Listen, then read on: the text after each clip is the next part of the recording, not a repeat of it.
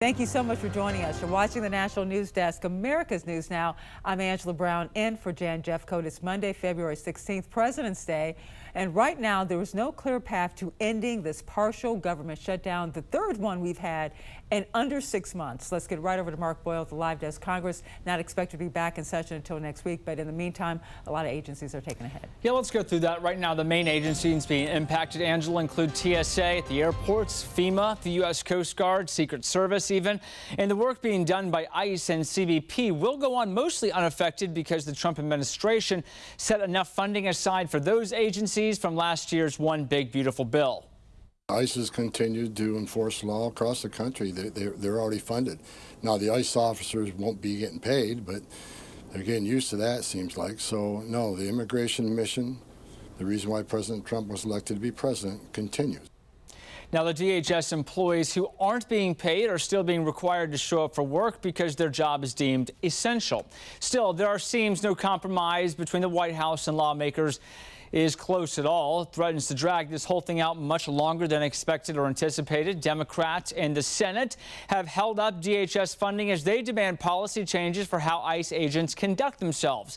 Some of those included no roving patrols, ICE agents blocked from entering churches, schools, or polling places, and no more masked agents. Now, following the death of Alex Preddy back in January, DHS did make some changes. They're now having their officers wear those body cameras on their chests while they're out doing operations and enforcement. Some GOP lawmakers have spoken out against ICE officers not wearing masks. They say they're just at higher risk of being doxxed or harassed in the public. So we'll keep a close tab and watch on this story as new developments come in this morning, Angela. And while 97% of the government has been funded already, the shutdown could impact you at home, like at the airport, for example. House Speaker Mike Johnson posted on X, quote, "Here we go again. The new Democrat shutdown, this time of the Department of Homeland Security, will hit some very important programs like FEMA disaster relief, response, TSA security lines, and Coast Guard operations. That means delayed disaster aid, airport chaos, weakened law enforcement. Democrats are once again risking public safety just to stage a pointless political stunt." And let's now talk about this partial government shutdown remains in effect this morning after Democrats refused to advance a funding deal for the Department of Homeland Security. The shutdown impacts funding for a whole bunch of agencies, or you can see it right here. You have TSA, FEMA, Secret Service, the Coast Guard, but not for ICE or Custom and Border Protection. This is how we keep Americans safe. We keep them safe through FEMA. We keep them safe through TSA. We keep them safe through the Coast Guard. We keep them safe through Secret Service and so many other things that are funded through this department. Look, they have created this environment by their rhetoric and their failed policies. What they're really holding out for is hoping that we'll cement the failed Biden border policies of the past, and it's not going to happen. Well, the National News Desk, Ultra El-Nashar breaks down the stalemate and where funding talks stand right now. Good morning, Ultra. Hey, Angela. Democrats here on Capitol Hill insist that DHS appropriations must include changes to ICE after high-profile confrontations on the streets of American cities, like the killings of Renee Good and Alex Preddy. Now, the changes Democrats want include ICE officers being required to obtain a judicial warrant, a warrant from a judge, in order to search private property, and to stop wearing face masks that obscure their identity. White House border czar Tom Homan calling these asks unreasonable. We have a rogue agency. Why don't we rein them in? That's what the American people are asking Republicans. If this was really a serious conversation, they wouldn't be holding the TSA workers or FEMA or the Coast Guard hostage over something that cannot be done by the ridiculous shutdown of DHS. Now, the partial shutdown is expected to last at least another week, as the House and Senate aren't scheduled to return here to Capitol Hill until February 23rd. And the 24th is President Trump's State of the Union address, which could be overshadowed by this funding fight over his signature issue. I'm Ultra El-Nashar for the National News Desk, America's News Now. Money to fund the Department of Homeland Security has halted. Democrats are pushing for reforms and more oversight of the agency's immigration and customs enforcement before signing off on more funding. We have a rogue agency. Why don't we rein them in? The demand for change comes after federal immigration agents fatally shot 2 U.S. citizens last month. Alex Preddy and Renee Nicole Good were killed by DHS agents during protests in Minneapolis. Their deaths sparked nationwide outrage over ICE's handling of protests. As a result, Democrats say they want to see a slew of policy changes, including tougher new use of force guidelines. But the Trump administration says those policies are already in place. Border Patrol and ICE both have use of force guidelines. They both have operational instructions on, use the minimum force necessary. Senate Minority Leader Chuck Schumer says Democrats also seek no roving patrols, ICE agents blocked from entering churches, schools, or polling places, coordination with local agencies, and no more masks. In response to the January killings, DHS Secretary Kristi Noem announced earlier this month that all DHS agents in Minneapolis would wear body cameras, with the program gradually expanding nationwide. But she did not change the mask policy. What are you going to do, expose their faces so you can intimidate their families? A recent poll asked independent voters their thoughts on ICE's enforcement of immigration laws. 71% thought they'd gone too far. I'm Jen Sullivan reporting.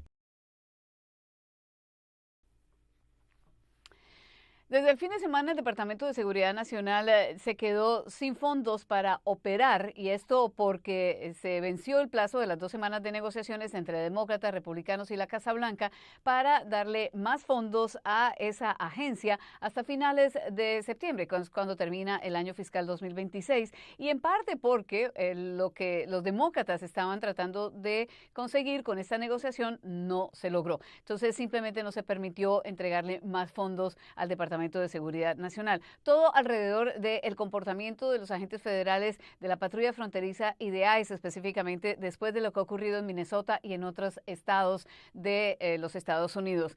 Pero esto significa que otras agencias que hacen parte del Departamento de Seguridad Nacional sí se van a ver afectadas también, no solamente ICE y la patrulla fronteriza. Estamos hablando de la Agencia Federal de Emergencias, de los agentes que trabajan en los aeropuertos de la TSA, otros agentes como el Servicio Secreto, los guardacostas, también la Oficina de Seguridad Cibernética del Departamento de Seguridad Nacional, en fin, una serie de agencias que no tienen dinero ahora para funcionar, y sus empleados sí deben seguir trabajando porque la mayoría de ellos son considerados empleados esenciales. Una vez esto se solucione, pues estos empleados van a recibir sus salarios otra vez.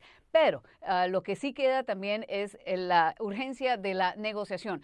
Los demócratas dicen que hay suficiente dinero para que puedan seguir operando. Los republicanos dicen que precisamente eso, que ICE y la patrulla fronteriza recibieron mucho dinero el año pasado en otro paquete legislativo que fue aprobado por los republicanos. Entonces, esto es un ejercicio inútil porque lo que está haciendo es afectando negativamente a otras agencias y no necesariamente a ICE y a la patrulla fronteriza. Por eso, el SAR de la frontera dice que los operativos de inmigración, de deportaciones, etcétera, van a seguir porque ICE tiene suficiente dinero. Entonces no está claro qué va a pasar de aquí en adelante. Por ahora no hay negociaciones porque demócratas y republicanos de Cámara y Senado se fueron por un receso de 1 semana y tampoco hay interés de avanzar rápidamente, por lo que estas negociaciones seguirán, y también la paralización de una agencia muy importante en los Estados Unidos también se mantendrá por unos días.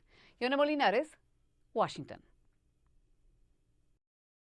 Border Czar Tom Homan said frozen funding for the Department of Homeland Security won't impact the Trump administration's immigration enforcement operations. The immigration mission, the reason why President Trump was elected to be president, continues. Senate Democrats withheld support of a funding package in the wake of the shooting deaths of Alex Preddy and Renee Good by federal immigration agents in Minneapolis last month. We have a rogue agency. Why don't we rein them in? That's what the American people are asking Republicans. Democrats want reforms, including tighter parameters around search and arrest warrants and requiring immigration and customs enforcement agents to wear body cameras and remove masks. They are smashing in windows, dragging people out of cars, breaking into people's homes without warrants.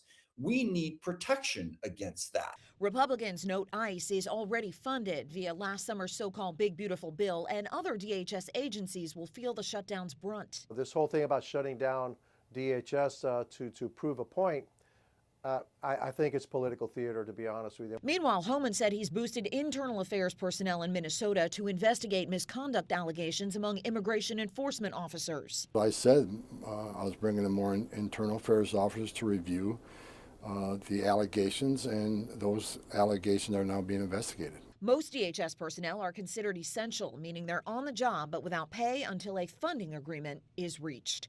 In Washington, I'm Karen Kafa.